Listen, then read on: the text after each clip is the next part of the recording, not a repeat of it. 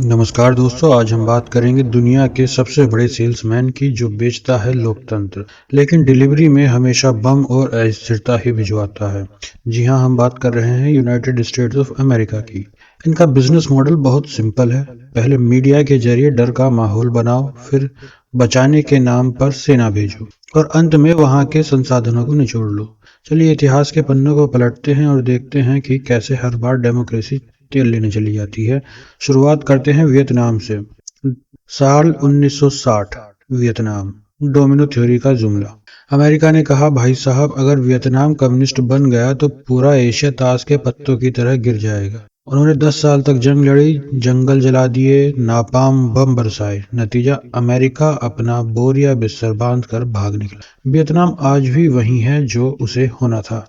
वहां तेल नहीं है, सिर्फ ईगो थी। लेकिन यह एक ट्रेलर था कि कैसे आदर्शों के नाम पर लाखों लोगों की बलि दी जाती है। इसके बाद फिर आया जापान का नंबर। साल था 1985। Plaza accord. जब दोस्त की जेब पर कैची चलाई गई। जापान गाड़ियां और वॉकमैन बनाकर अमेरिका से आगे निकल रहा था। अमेरिका ने बंदूक नहीं, कैलकुलेटर निकाला। प्लाजा अकॉर्ड साइन करवाया। कहा, दोस्त, तुम्हारी करेंसी बहुत सस्ती है, इसे महंगा करो। जापान ने बात मानी और अपनी ही अर्थव्यवस्था की कमर तोड़ ली। सबक, अमेरिका का दोस्त होना उसके दुश्मन होने से भी ज्यादा खतरनाक है। यहाँ लड़ाई हथियार की नहीं थी, धंधे की। फिर साल था 2003। केमिकल वेपन का जादुई शो था और देश था इराक। अब आते हैं असली खेल पर। साल 2003। अमेरिका ने पूरी दुनिया को एक ही रट लगाई, एक ही डर बेचा। सद्दाम हुसैन के पास खतरनाक केमिकल हथियार हैं, वो दुनिया उड़ा देगा। कोलिन पावेल ने यूएन में एक शीशे हिलाकर कसम खाई। हमला हुआ, बगदाद जल गया, सद्दाम को टांग दिया गया। फिर सेना ने पूरा इराक छान मारा। हथियार मिले क्या? नहीं मिले। माफी मांगी? बिल्कुल भी नहीं। लेकिन हाँ, अमेरिकी कंपनियों को इराक के तेल कुओं के ठेके जरूर मिल गए। मकसद साफ था, सद्दाम को हटाना था ताकि ब्लैक गोल्ड या काला सोना कहे जाने वाली चीजें उसके हाथ लग जाए। जनता मर गई, सिस्टम टूट गया और डेमोक्रेसी गई तेल लेने। इसके बाद गद्दाफी का गोल्डन गुना हुआ। देश था लीबिया। साल था 2011। लेकिन गद्दाफी ने एक गलती कर दी। उसने कह दिया कि अमेरिका से या दुनिया से हम तेल का व्यापार अब डॉलर में नहीं करेंगे, गोल्ड या दिनार में बेचेंगे। बस अमेरिका को लोकतंत्र की याद आ गई। कहा गया, लीबिया की जनता को आजादी चाहिए। नाटो के प्लेन उड़े, गद्दाफी को सड़क पर मारा गया। आज लीबिया में ना सरकार है, ना कानून है। वहां आज भी खुली बाजारों में इंसानों की बोली लगती है। लेकिन लीबिया का तेल वो मजे से अंतर्राष्ट्रीय बाजार में बह रहा है। देश बर्बाद, तेल आबाद। सच यही है, डेमोक्रेसी गई तेल लेने। इसके बाद नंबर लगा सीरिया। सीरिया और आईएस अपनी ही आग में हाथ तापते लोग। सीरिया में भी कहा गया असद को हटाओ, कभी कहा आईएस को मारो। मजे की बात यह है कि जिन विद्रोहियों को अमेरिका ने हथियार दिए वही बाद में आतंकवादी निकले। सीरिया आज खंडर है, लेकिन सीरिया में जिन इलाकों में तेल के कुएं हैं वहां अमेरिकी सेना आज भी पहरा दे रही है। किसकी रक्षा कर रही है? लोकतंत्र की क्या? जी नहीं, बैरल्स की, तेल के बैरल्स। वहां भी डेमोक्रेसी तेल ही ले रही है। अब डेमोक्रेसी का नया अपडेटेड वर्जन देखिए वेनेजुएला में। साल है 2026। अब आते हैं ताजा मामले पर। दुनिया का सबसे बड़ा तेल भंडार, लेकिन दिक्कत ये कि मदुरो अमेरिका की सुन नहीं रहा था। तो 2026 में अमेरिका ने क्या किया? कोई बहाना नहीं, सीधा मदुरो को ही उठा लाया। साथ में 2 तेल के टैंकर भी जब्त कर लिए। बहाना ड्रग्स और तानाशाही। हकीकत वो 50 मिलियन बैरल तेल जिस पर अमेरिका की गिद्ध सी नजर थी, उन्होंने राष्ट्रपति भवन खाली कराया और तेल के कुओं पर मीटर लगा दिया। वेनेजुएला की संप्रभुता या सोवरेनिटी कहिए, अरे छोड़िए साहब, डेमोक्रेसी तेल ले रही है। ईरान और अमेरिका का पुराना प्यार और प्रतिबंधों का खेल। जब तक ईरान का शाह अमेरिका का दोस्त था, सब चंगा था। जैसे ही 1979 में वो अलग हुआ, वो शैतान बन गया। आज अमेरिका ईरान पर इतने सैंक्शंस लगाता है कि वहां दवाइयां तक न पहुंचे। क्यों? क्योंकि ईरान अपना तेल खुद बेचना चाहता है और वो डॉलर के बिना। यह गुस्ताखी अमेरिका को बर्दाश्त नहीं है। मकसद परमाणु बम रोकना नहीं है, बल्कि तेल के नलों पर अपनी पकड़ मजबूत रखना है। सिद्धांतों की बात मत करिए, यहाँ भी डेमोक्रेसी तेल ही लेना चाहती है। अब आते हैं भविष्य के नए युद्ध पर। ग्रीनलैंड, बर्फ के नीचे की प्यास। अब अमेरिका की नजर ग्रीनलैंड पर है। क्यों?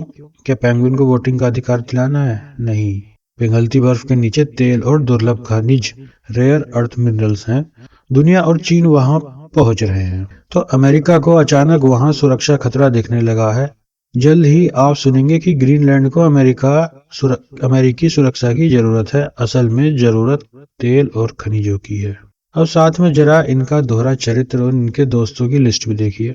मध्य पूर्व के लाडले यार, अमेरिका के जिगरी दोस्त सऊदी और कतर। वहां चुनाव होते ही नहीं है, महिलाओं पर पाबंदियां हैं, राजा का राज है, लेकिन वो अमेरिका का जिगरी यार है। क्यों? क्योंकि तेल है। यहाँ लोकतंत्र तो दूर, वोटिंग पर्ची का कागज भी नहीं मिलता। यहाँ राजशाही है, सरिया है, मानवाधिकारों की लंबी लिस्ट है जो रद्दी में पड़ी है।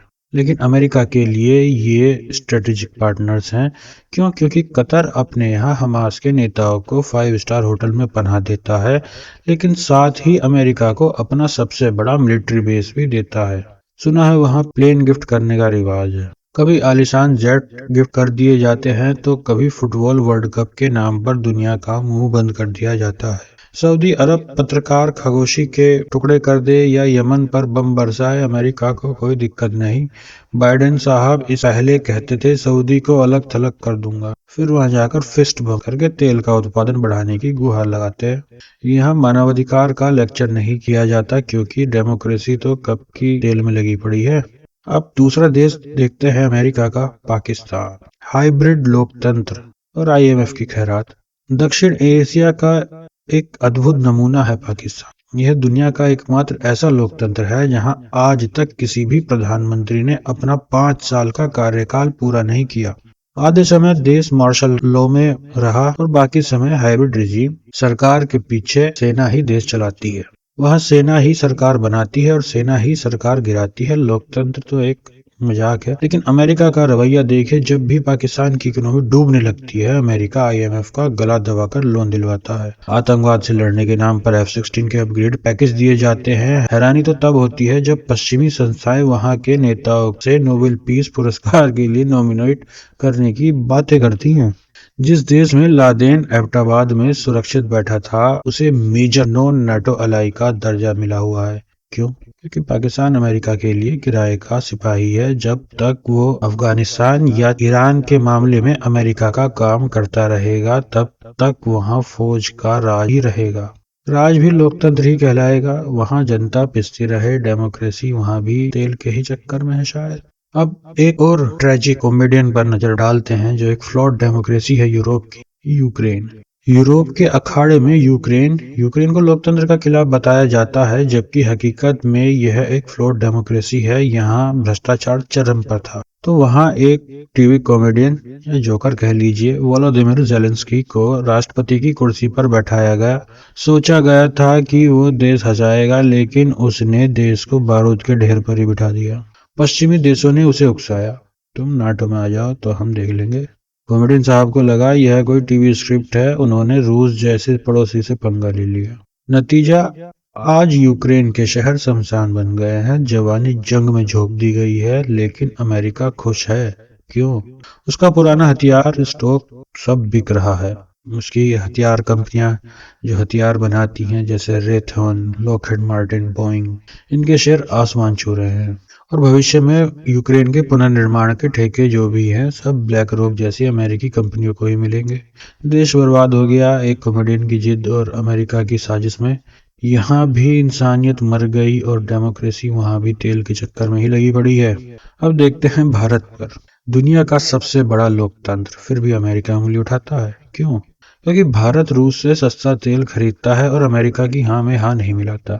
तो समीकरण साफ है दोस्तों, जहां अमेरिका को फायदा मिले वहां तानाशाही भी स्थिरता कहलाती है, और जहां अमेरिका का फायदा रुके वहां शांतिपूर्ण देश भी खतरा बन जाता है। अमेरिका की विदेश नीति का एक ही मंत्र है, हथियार हमारे, लाशें तुम्हारी, संसाधन हमारे, बातें तुम्हारी। और अगर आप पूछेंगे कि इन सब में लोकतंत्र कहाँ है, तो जवाब एक ही है, जनाब, डेमोक्रेसी तो कब की गई तेल लेने। दोस्तों, अमेरिका अकेला नहीं है, लेकिन सबसे ताकतवर उदाहरण जरूर है। वह लोकतंत्र को बचाता नहीं, इस्तेमाल करता है। जहां लोकतंत्र में जंग बिके, वहां लोकतंत्र। जहां लोकतंत्र रास्ता रोके, वहां बम। और जहां लोकतंत्र सवाल पूछ ले, वहां वह तेल लेने चला जाता है। डेमोक्रेसी गई तेल लेने। दुनिया की राजनीति का यही सच। अंत में वीडियो देखने के लिए धन्यवाद। अगर आपको वीडियो पसंद आया है तो चैनल को सब्सक्राइब करिए, वीडियो को लाइक करिए।